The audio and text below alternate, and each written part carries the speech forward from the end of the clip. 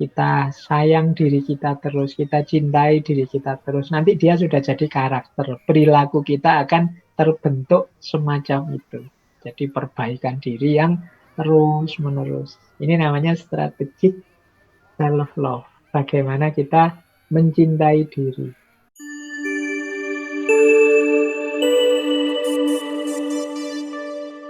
Nah, ini strategi-strategi.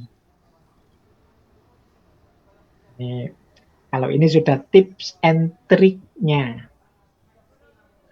Yang pertama, untuk kita bisa mencintai diri. Jadilah pribadi yang memaafkan. Termasuk memaafkan diri kita sendiri. Lupakan masa lalu, dan mari kita cek deh, itu apa sih yang tidak bisa aku maafkan sampai hari ini. Nah, kalau saya Pak tidak bisa memaafkan ini, tidak bisa memaafkan itu. Nah, itu kan ketemu sekarang. Kalau sudah ketemu, kita tahu, oh ini ternyata yang memenjarakanku dalam kebencian, dalam ketakutan. Saatnya sekarang aku maafkan. Nah, ini awal. Jadi mencari penyakitnya seperti itu. Pak, saya itu sudah memaafkan kok Pak, tapi rasanya kok masih belum bisa menerima diri saya sepenuhnya. Coba deh sekarang diteliti lagi. Apa yang sampai hari ini membuatmu masih takut, masih benci, masih tidak puas dengan dirimu. Kalau sudah ketemu, saya itu Pak, orangnya males Pak. Saya itu Pak, orangnya kalau sudah punya rencana malah saya tunda-tunda. Saya itu Pak. Nah, sudah ya. Yang kemarin-kemarin ketika kalian males, suka menunda-nunda, lupakan. Ayo dimulai yang baru, berarti saatnya jangan males dan jangan menunda-nunda. Nah, ini jalan untuk kita bisa mulai mencintai diri kita sendiri. Jadi, langkah pertamanya itu. Jadi, mari memaafkan yang lama. Kita maklumi yang lama, kita perbaiki sekarang. Itu strategi pertama. Yang kedua, ya berbuat baik untuk diri kita sendiri. Ini ada satu quote yang bagus. If there is no love for yourself, you are like an empty teapot. If it is empty, you have no tea to fill all the cups on the table. Kalau engkau tidak punya cinta untuk dirimu, engkau seperti teko nyateh yang kosong. Seperti ceret, seperti teko yang kosong. Kalau teko itu kosong, ya tidak ada isi tehnya, ya tidak ada yang bisa kita tuangkan ke all the cups on the table. Ke semua gelas yang ada, semua cangkir yang ada di meja. Jadi kalau kita tidak mengisi diri kita dengan cinta kepada diri kita, berarti dalam diri kita tidak ada cintanya. Kalau tidak ada cintanya, seperti teko, seperti ceret, seperti apalagi wadah yang kosong. Kalau kosong tidak bisa berbagi.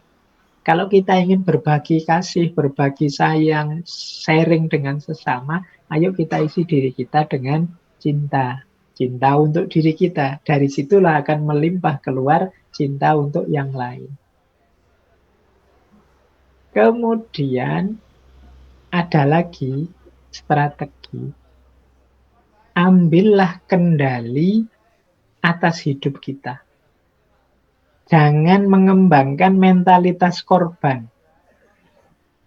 Kita ini sering, kalau hari ini ya kita sering pakai istilah playing victim. Playing victim itu untuk menutupi kesalahan kita, kita nuding orang lain yang salah. Atau kondisi tertentu yang salah. Wah, ini gara-gara jaringan, Pak, makanya saya tidak lulus kemarin ujian. Putus-putus, tidak terdengar suaranya, misalnya. Ini biasanya kita yang sebenarnya gagal, tapi kita playing victim. Kita salahkan jaringannya, kita salahkan dosennya saja. Masa ngasih soal kok tidak pernah disampaikan, sudah diujikan misalnya. Pokoknya kegagalan kita timpakan pada orang lain. Kita lupa bahwa sepenuhnya kendali hidup itu ada di tangan kita. Jadi Jangan mengembangkan mentalitas korban. Jangan playing victim tadi, memposisikan diri sebagai korban. Ayo kita kendalikan sendiri hidup kita. Kalau memang keliru, tidak pas, kita akui, kemudian kita perbaiki. Kita terima bahwa kemarin saya salah. Sudah yang lalu jadi pelajaran, sekarang saatnya memperbaiki diri. Nah, ini akan membuat kita bisa mencintai diri kita. Kalau kita playing victim tadi, mungkin kelihatannya kita tidak bersalah atau kelihatannya uh, orang menganggap kita tidak bersalah. Tapi kita tidak bisa menipu diri kita bahwa sebenarnya ya kita ini sebenarnya memang keliru. Kita ini sebenarnya memang gagal. Jadi ketika kita playing victim itu sebenarnya kita melarikan diri dari diri kita sendiri. Tidak mau secara objektif mengakui situasi yang terjadi. Kalau memang kita melarikan diri, ya problemnya tidak terselesaikan.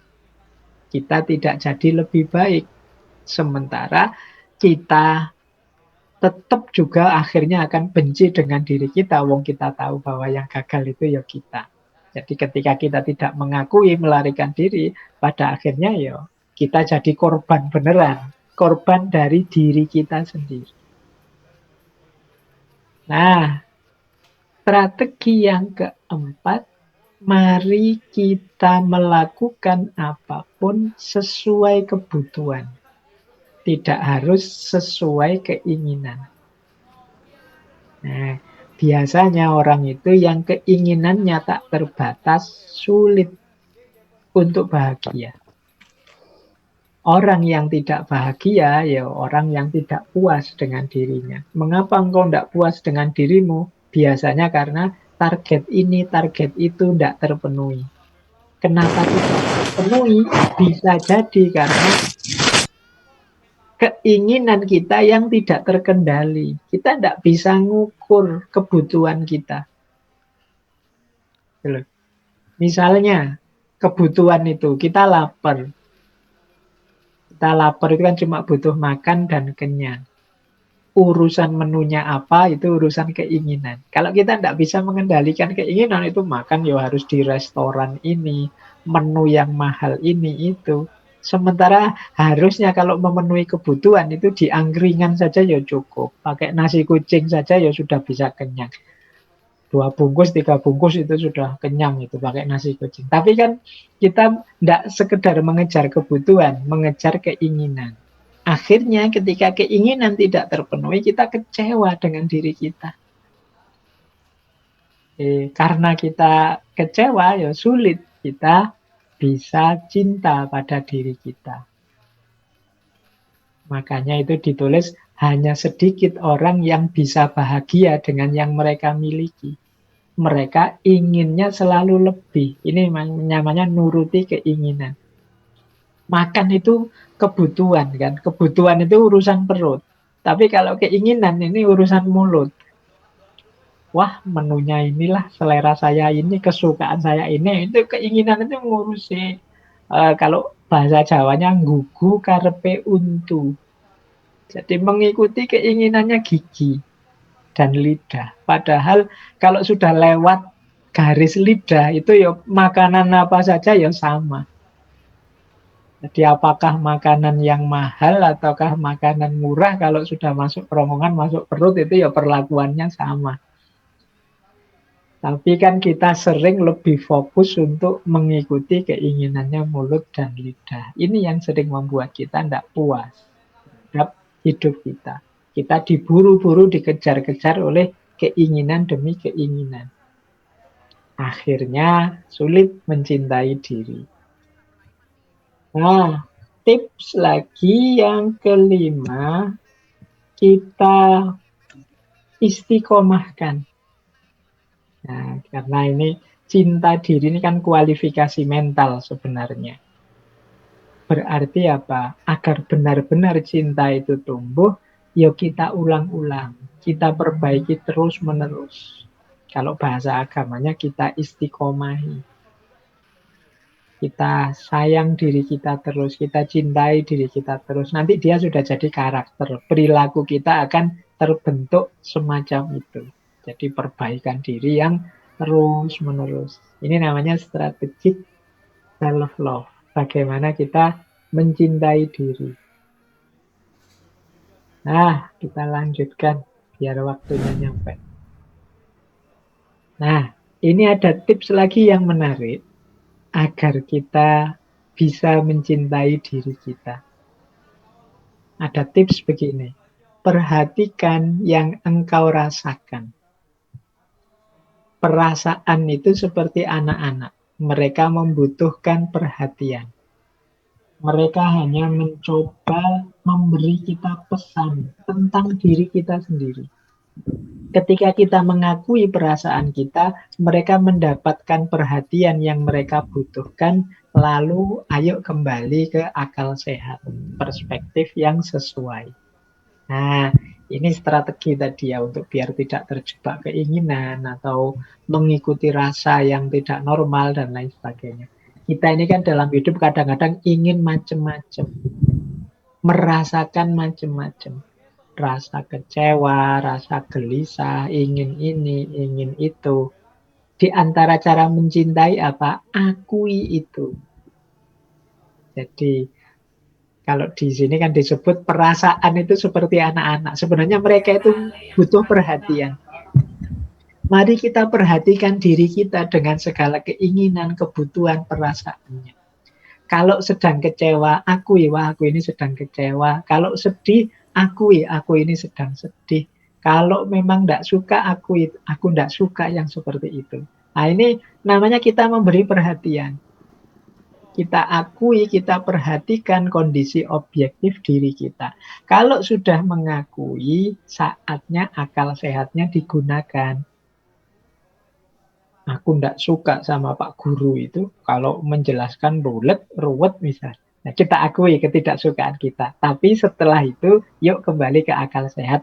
Tapi kan beliau ya guru, seperti apapun jasanya besar terhadap aku. Nah, berarti ketidaksukaanku itu ya nanti cara memanifestasikannya tidak boleh sembarangan. Tetap sesuai dengan akal sehat. Ini jalan hidup yang memudahkan kita mencintai diri kita. Sering-sering kita itu tidak mengakui, tidak objektif terhadap kondisi jiwa kita, terhadap perasaan kita. Sehingga ya kalau tidak diakui akhirnya ya dia bergeraknya liar. Aku sebenarnya suka loh sama orang itu, sayangnya orang itu punya suami. Nah itu kan diakui, tapi terus ya sudah nggak dilanjutkan, orang punya suami, akal sehatnya jalan. Tapi perasaan ini diakui sehingga mudah dikendalikan. Ini tidak boleh, ini tidak boleh. Nah itu kan dikendalikan karena kita akui keberadaannya.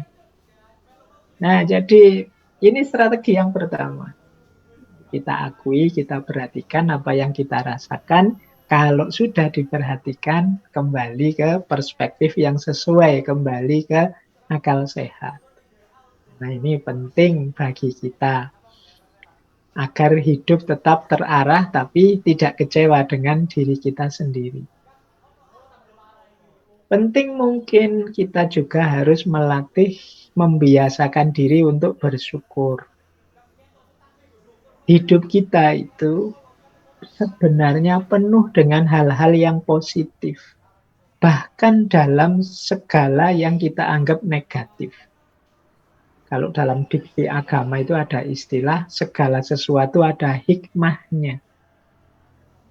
Nah, berarti apa? Ada manfaatnya. Alhamdulillah ya Allah, aku dapat masalah ini. Akhirnya aku paham caranya. Aku ngerti cara mengatasinya. Nah, itu kan syukur. Alhamdulillah aku kemarin kena sakit COVID. Akhirnya sekarang aku ngerti cara menghadapinya. Cara misalnya nanti enggak ke karantina sendiri aku ngerti caranya. Itu kan dapat ilmu sekarang. Itu namanya syukur. Dalam hal yang paling pahit sekalipun kita bisa menemukan sudut positifnya. Beda dengan tadi yang orang mindsetnya pembenci tadi, dalam hal yang paling baik sekalipun dia melihatnya dari sudut negatifnya. Tapi ayo latihan jadi pribadi yang bersyukur dalam hal yang paling pahit sekalipun kita bisa menemukan sisi positifnya. Nah, selanjutnya penting juga pergaulan kita. Yuk kita cari teman-teman, orang-orang yang setipe dengan kita, yang suportif, yang peduli. Kalau kita ingin jadi pribadi yang bersyukur, cari teman-teman yang memang karakternya karakter suka bersyukur. Kalau kita ingin teman-teman yang mencintai diri, ya sesama teman yang mencintai diri akan mudah suportif, peduli. Lingkungan juga menentukan. Orang itu kadang-kadang punya teman apa, seperti itulah dia terbentuk. Aslinya pendiam sih, tapi kok kebetulan kuliah di Jogja satu kos dengan teman yang cerewet semua. Itu biasanya terus secara tidak sadar terpengaruh ikut banyak omong. Lingkungan sekeliling, teman juga menentukan. Terus self reward. Nah, boleh untuk menyemangati kebaikan-kebaikan cinta diri tadi, teman-teman memberi hadiah untuk dirinya sendiri. Kalau aku meningkat lebih baik, aku jadi ini atau aku meraih ini, meraih itu, sukses di sini, sukses di situ. Aku akan memberi hadiah diriku ini. Misalnya. Biasanya makannya di angkringan, kalau nanti aku sukses tidak sombong, berhadapan dengan orang ini, orang itu, yus makan di restoran lah sekali, tidak apa-apa. Self reward ini namanya. Jadi memberi hadiah untuk diri kita sendiri. Nah, penting dalam rangka menyemangati. Kemudian afirmatif atau positif self-talk. Memberi afirmasi positif pada diri. Aku ini mampu loh. Aku ini penting loh. Aku ini istimewa loh. Keistimewaanku banyak loh. Aku ini, ini namanya positif self-talk. Kita itu kan sering ngobrol dengan diri kita sendiri. Sadar atau tidak sadar. Ada yang dibunyikan, ada yang tidak. Mungkin ada teman itu yang suka geruneng ngomong sendiri, itu kan self-talk namanya. Nah, yuk sering-sering self-talk yang positif. Kalau tidak terkontrol nanti self-talk-nya negatif. Kalau self-talk-nya negatif, ya berpengaruh terhadap diri yang negatif. Jadi kan kita dalam hidup sehari-hari ini kan mengalami macam-macam peristiwa. Biasanya terus komen. Komen itu ya gerundeng sendiri, mengucapkan sesuatu sendiri. Nah, usahakan sifatnya selalu positif. Positif self-talk. Nanti kita ada beberapa contoh untuk positif self-talk. Baik. Nah, ada teori seperti ini. Tanda-tanda orang yang cinta pada dirinya. Orang yang punya kualitas self-love. Ini dilihat dari urutan zamannya. Orang yang mencintai dirinya itu, dia melihat masa lalu tanpa penyesalan. Melihat hari ini dengan rasa syukur dan melihat masa depan tanpa rasa khawatir. Kalau teman-teman punya kualitas ini, mungkin tenang hidupnya. Hari ini melihat masa lalu dan tidak menyesal. Berupa kan di masa lalu kadang-kadang kita melakukan salah, melakukan dosa. Iya, tidak menyesal itu dalam arti itulah yang kemarin aku lakukan, aku terima. Sekarang akan aku perbaiki. Ternyata aku masih kurang di sini, aku masih lemah di sini. Aku terima situasiku itu dan aku perbaiki sekarang. Kan banyak orang yang hidupnya murung terus, gelisah terus karena menyesali masa lalu. Orang yang semacam ini kan orang yang tidak bisa menerima bahwa kemarin itu aku salah, kemarin itu aku keliru, aku harusnya tidak begitu, aku harus tidak. Jadi dia hidupnya kacau hari ini karena apa? Menyesali masa lalu. Ya kalau cuma disesali hanya akan menggelisahkan. Kita terima, wong dia sudah terjadi. Kalau orang Jawa itu punya prinsip rilo lan rimo. Ya sudah, kita relakan yang sudah terjadi, yang memang bisa diperbaiki, kita perbaiki. Yang keliru-keliru kita benarkan lagi. Ini namanya melihat masa lalu tanpa penyesalan. Kita sering mencela diri kita, memarahi diri kita gara-gara masa lalu ini.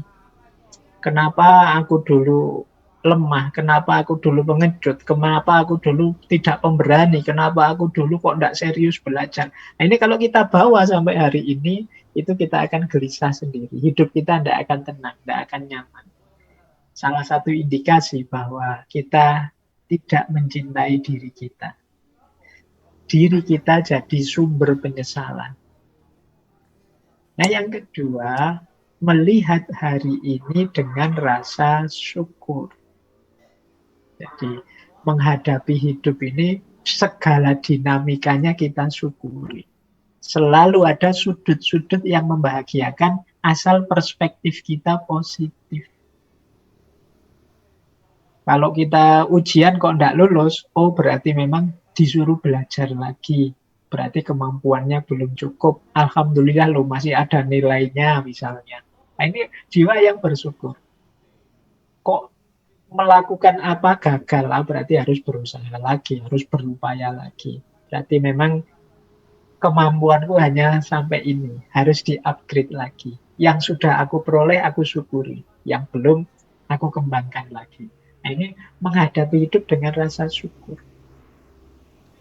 Dan melihat masa depan tanpa rasa khawatir.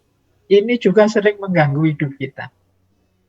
Kuliah jadi tidak serius karena mikir, aduh Pak, saya kuliah kok jurusannya jurusan ini ya, besok masa depanku kayak gimana.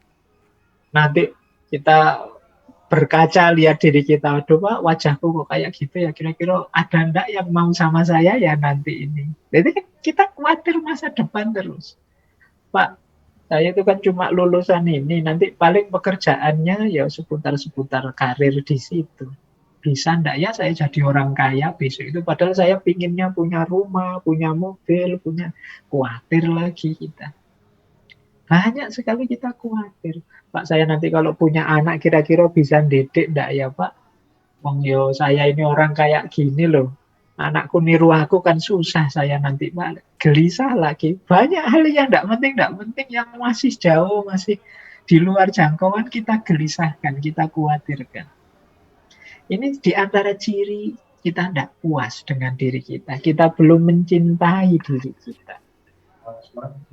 Maka teman-teman ya, mulai hari ini kita cintai diri kita. Yang sudah berlalu kita relakan, yang masih keliru-keliru kita perbaiki. Yang sudah jalan itu tidak kita posisikan sebagai sumber penyesalan, tapi kita jadikan sumber pelajaran. Problem apapun yang kita dapat, kita terima hari ini, kita iringi dengan rasa syukur bahwa oleh Allah kita masih diberi daya, kekuatan, umur, teman, dukungan dari mana-mana untuk menyelesaikan banyak problem-problem kita. Tinggal kita mau atau tidak. Nah, ini hidup yang bersyukur. Untuk masa depan, pasrahkan semua pada Allah. Yang penting hari ini kita hidup dengan the best version of diri kita. Jadi versi terbaik diri kita, kita wujudkan hari ini semampu kita.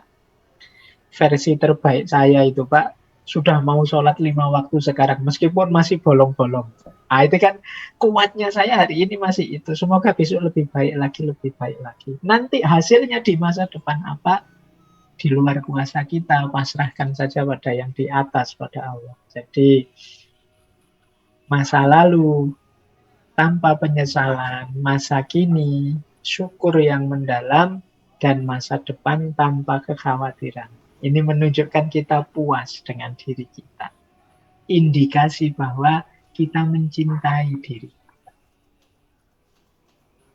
Jadi ini penting bagi teman-teman untuk membangun kualitas dan kualifikasi ini. Nah, kalau ini manifestasi.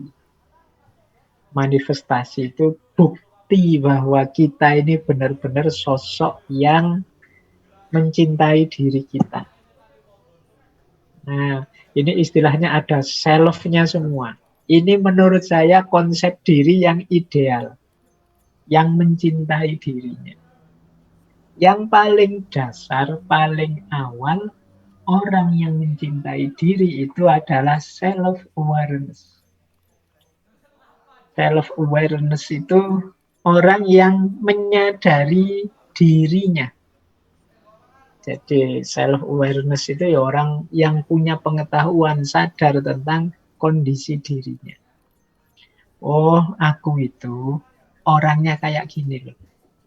Kelebihanku ini, kekuranganku ini. Ini self-awareness, sadar tentang dirinya.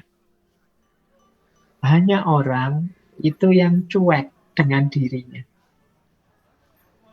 Saya sering mendengar kalimat-kalimat yang menunjukkan orang ini cuek dengan dirinya. Misalnya, alah Pak, saya hidup ini ya mengalir saja lah Pak. Yang lain ngapain ya saya ikut, yang lain ke utara saya ke utara, yang lain ke selatan saya ikut ke selatan.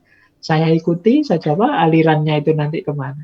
Nah, ini namanya belum self-awareness. Tidak sadar keunikan dirinya. Kalian itu istimewa, oleh Allah diberi banyak potensi. Sadari itu, gali apa kelebihan-kelebihanku, apa kekuranganku, bagaimana menghadapi tantangan hidupku. Ini namanya self-awareness. Ayo disadari. Ini langkah pertama. Tidak mungkin orang mencintai tanpa pengetahuan, tanpa kefahaman. Maka cinta diri juga begitu. Kalau kita tidak kenal diri kita, ya kita tidak mungkin cinta pada diri kita. Bahkan dalam ada satu adagium terkenal sekali, man arofa nafsahu fakot arofa robbahu. Orang yang kenal dirinya, pada akhirnya dia akan kenal ada Tuhan. Jadi, kalau kita mengenali segala macam keistimewaan, misteri, rahasia, kedalaman hidup kita, kita akan sampai pada titik bahwa ada sesuatu yang hari ini kita sebut Tuhan. Tidak mungkin diriku yang istimewa, tidak mungkin diriku dengan segala kelebihan, dengan segala misteri kedalamannya ini terjadi begitu saja. Jadi man arofa nafsahu fakot arofa robbahu. Semakin kita mengenal diri, semakin kita yakin tentang keberadaan Tuhan. Nah, ini namanya self-awareness. Yang kedua, self-worth. Jadi, paham tentang nilai diri. Jadi, ya aku ini memang manusia tidak sempurna, tapi aku ini berharga. Manusia itu oleh Allah diciptakan ahsanu taqwim. Dia adalah makhluk yang terbaik, ciptaan terbaik. Nah, mari kita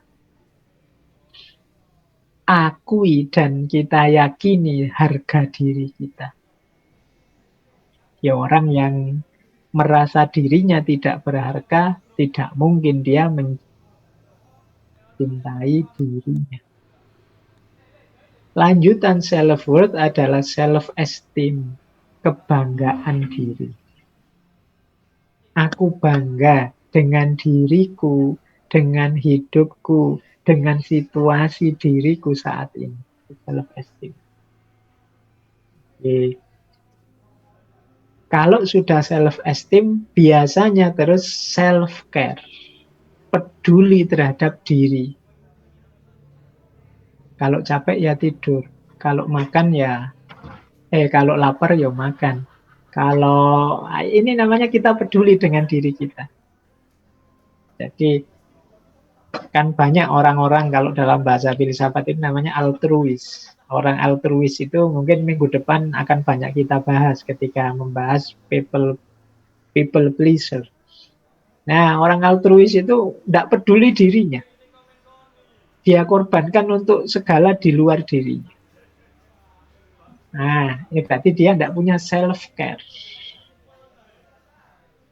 Orang yang mencintai dirinya, itu ya dia peduli dengan dirinya. Makanya kemarin misalnya pandemi, ada aturan. Kalau tidak ingin tertular oleh virus corona, pakailah masker, jangan dekat-dekat orang, jaga jarak misalnya. Nah ini kalau kita cinta diri kita, pasti ada unsur self-care, upaya agar aku tidak tertular. Karena tubuh ini anugerahnya Allah, sangat istimewa, harus aku jaga. Tidak boleh aku tidak peduli. Tidak boleh aku resikokan dengan penyakit. Tidak boleh aku siksa, tidak boleh aku susahkan. Jadi ini namanya self-care, peduli. Kalau dalam hadis itu ada cerita, satu ketika ada sahabat-sahabat yang menghadap Rasulullah, kemudian ini jumlah sahabatnya 3. Yang pertama di depan Rasulullah bertekad, aku akan bangun malam terus, tidak tidur-tidur, demi ibadah kepada Allah. Yang satunya bilang, aku akan puasa terus. Tidak ada buka puasanya. Untuk ibadah terus pada Allah. Yang satu bilang, hidupku aku persembahkan untuk agama, aku tidak akan menikah. Biar sibuknya dengan Allah saja. Nah, tekad dari 3 sahabat ini ketika terdengar oleh Rasulullah malah menegur, mengingatkan. Aku ini nabi, tapi aku tidur, ya aku bangun malam. Aku puasa, aku juga buka puasa. Dan aku menikah. Jadi karena memang ini fitrahnya manusia, tuntutan diri, bagian dari self-care, self-love tadi. Tubuh kita butuh istirahat, tubuh kita butuh makan juga. Tidak boleh kita tidak peduli. Sakit biar saja Pak, kalau Allah nakdir sakit. Tidak, Allah itu memberi amanat kita untuk menjadi khalifah di muka bumi, antara lain yang mengkhalifai diri kita sendiri. Kalau kita cuek saja, tidak peduli dengan diri kita, itu ya berarti kita gagal menjadi khalifahnya untuk diri kita sendiri. Apalagi untuk mengkhalifai alam semesta. Jadi ciri self-love yang keempat adalah peduli diri.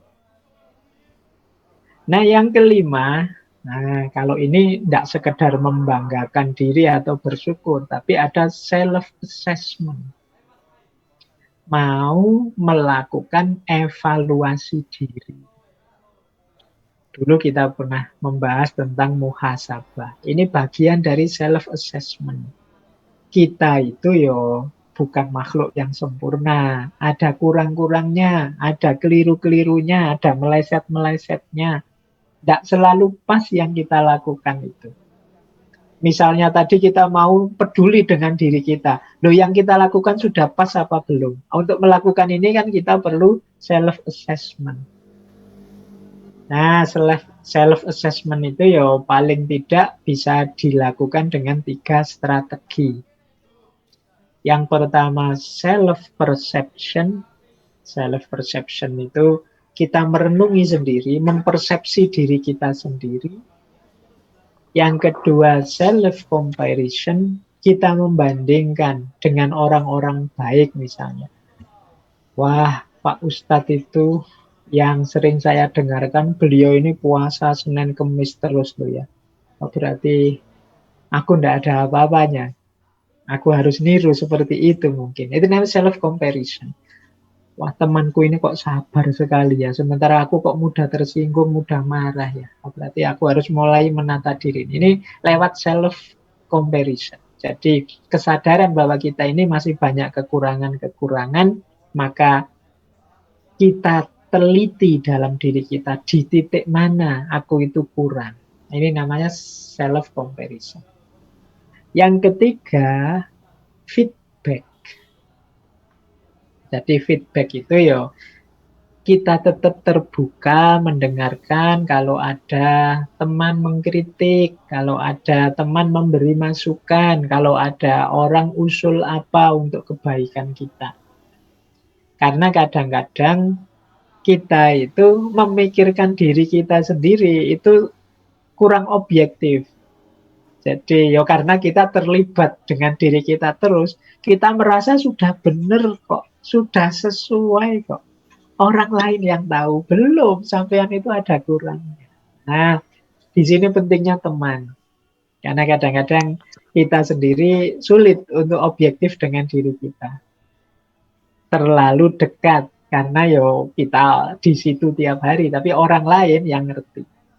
Kita mungkin bagi orang pemarah, marah itu wajar saja, normal saja. Kalau ada yang keliru, enggak pas, ya memang harus dimarahi. Nah, itu karena kita tiap hari begitu. Tapi teman kita yang bisa ngasih masukan, Mas, yo marah itu wajar, tapi kalau kayak sampean ini sudah enggak wajar ini, apa-apa dikit marah, apa-apa dikit marah. Itu namanya feedback. Penting bagi kita dalam konteks self-assessment, mengevaluasi diri. Jadi orang yang mencintai diri itu ya tidak hanya kok setuju saja, apa mengunggul-unggulkan dirinya saja, tidak begitu. Tapi juga mengevaluasi dirinya, self-assessment. Kalau sudah ketemu titik-titik mana kita ini kurang, titik-titik mana kita ini harus diperbaiki, pada akhirnya harus mau self-refinement.